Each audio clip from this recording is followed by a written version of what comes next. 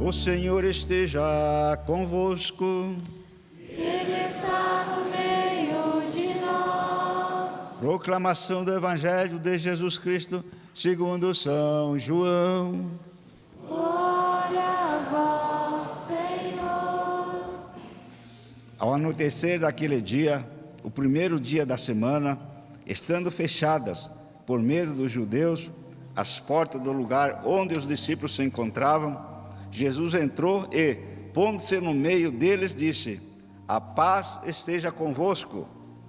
Depois dessas palavras, mostrou-lhes as mãos e o lado. Então os discípulos se alegraram por verem o Senhor. Novamente Jesus disse: a paz esteja convosco. Como o Pai me enviou, também eu vos envio. E depois de ter dito isso, soprou sobre eles e disse: recebei o Espírito Santo.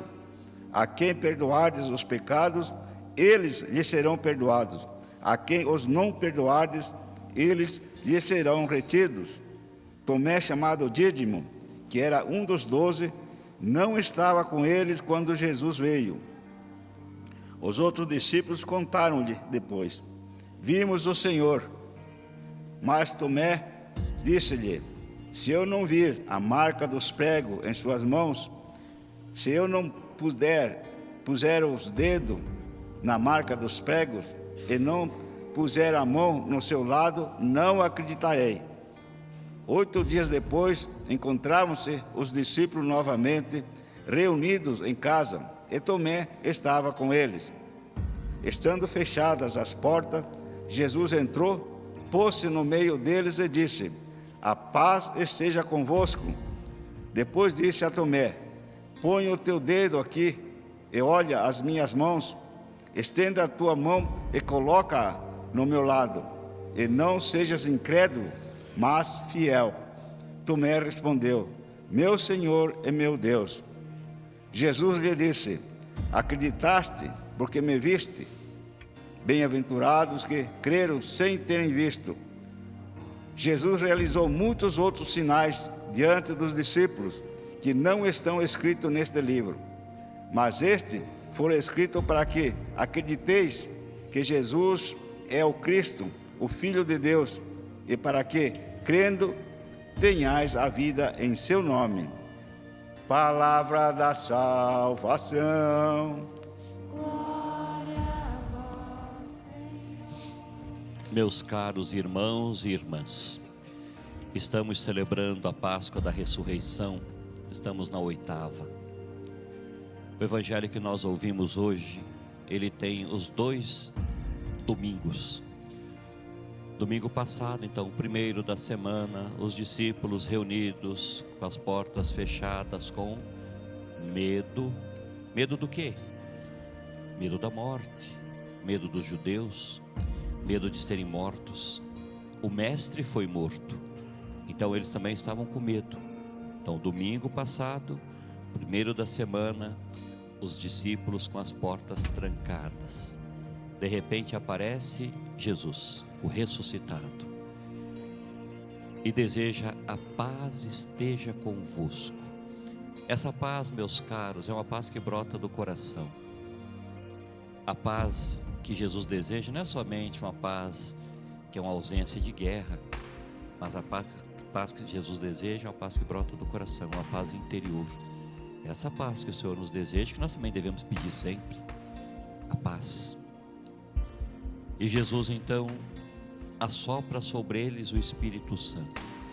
Mas o sentimento dos apóstolos, qual é o primeiro sentimento que os apóstolos têm quando eles veem Jesus? É um sentimento de medo. Eles ficam tão surpresos, eles ficam tão alegres, que eles não conseguem reconhecer Jesus. Eles têm então medo, pensando que é um fantasma. Quando Jesus diz: a paz esteja convosco, parece que aqui eles começam a enxergar de verdade o Senhor. E Jesus então assopra sobre eles o Espírito Santo.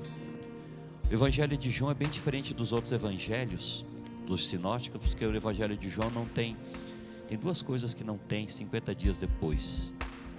Não tem a ascensão e não tem Pentecostes. Pentecostes é hoje. Hoje Jesus assopra sobre eles o Espírito Santo. Recebei o Espírito Santo. A quem batizar, a quem perdoar, etc. Envia os seus apóstolos. Mas tinha um apóstolo que não estava junto lá, Tomé. Falam para Tomé: vimos o Senhor, Ele ressuscitou, Ele esteve aqui no nosso meio. Tomé não acredita o que falaram. Só acredito vendo, colocando o dedo nas suas feridas. 8 dias depois, ou seja, hoje, por isso que é a oitava da Páscoa. 8 dias depois, ou seja, hoje, os apóstolos todos reunidos e Tomé junto. Jesus novamente aparece, deseja a paz esteja convosco. E a primeira coisa que Jesus faz é dirigir uma palavra a Tomé. Toca aqui, Tomé, nas feridas, na marca, toca aqui no lado. E Tomé então faz uma grande profissão de fé: meu Senhor e meu Deus. Prostra diante de Jesus, adora o Senhor, professa a sua fé no Senhor, meu Senhor e meu Deus.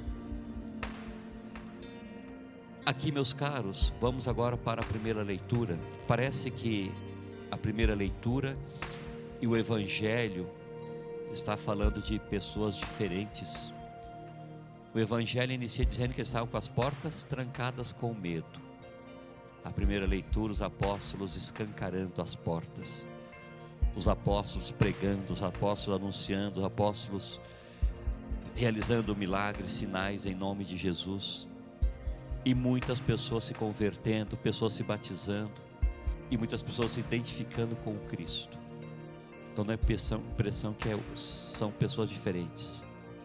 Mas por que no Evangelho ali antes eles estão com medo, e agora na primeira leitura eles escancarando o reino de Deus? Porque eles fizeram uma experiência do ressuscitado. Esse sopro que Jesus dá sobre eles, recebei o Espírito Santo, faz com que os apóstolos deixem aquele medo, deixem aquela covardia, e eles agora são os protagonistas do anúncio do Evangelho. Vão aos confins da terra anunciando, pregando com autoridade, e muitas pessoas, pelos sinais que eles realizam em nome de Jesus e pela palavra pregada, muitos começam a identificar e seguir a Cristo.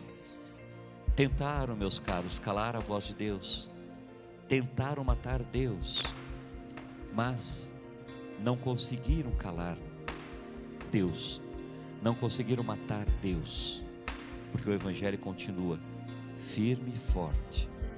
Muitas pessoas sendo transformadas, renovadas pelo Evangelho.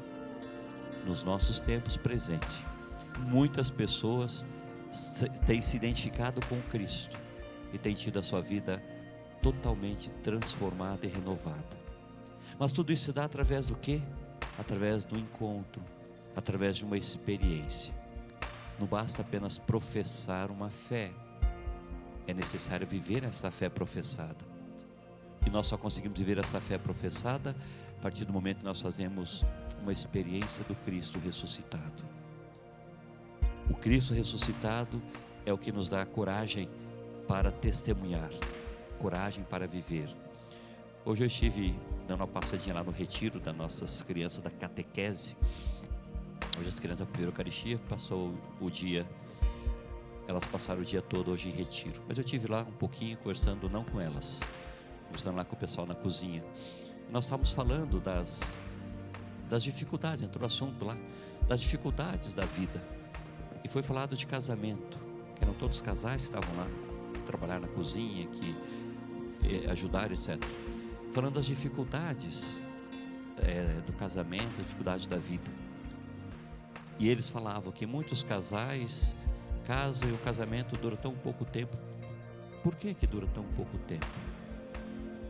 Dura por causa das dificuldades que surgem, as pessoas acovardam e fogem. Não enfrenta a dificuldade, não enfrenta o problema. Mas por que não enfrenta? Porque falta aqui fé.